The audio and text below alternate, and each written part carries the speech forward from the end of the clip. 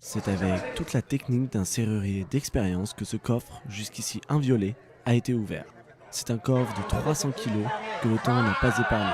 On peut voir la rouille sur les parois extérieures. Et après plus de 100 ans, la curiosité est à son comble pour savoir ce qu'il y a à l'intérieur. C'est avec excitation que les personnes présentes ont découvert que ce sont un livret bancaire et des titres de propriété, ainsi que des bordereaux de dépôt qui y avaient été déposés.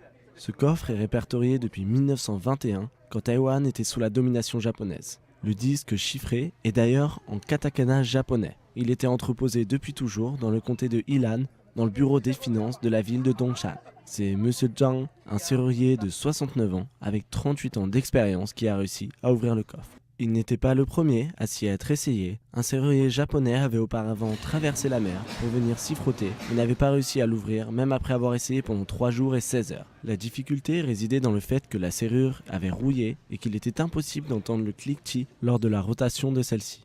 Heureusement, le serrurier japonais a pu se rattraper en réussissant à ouvrir un coffre, lui aussi vieux de plus de 100 ans, se trouvant dans l'école primaire de Beimen à Sinju.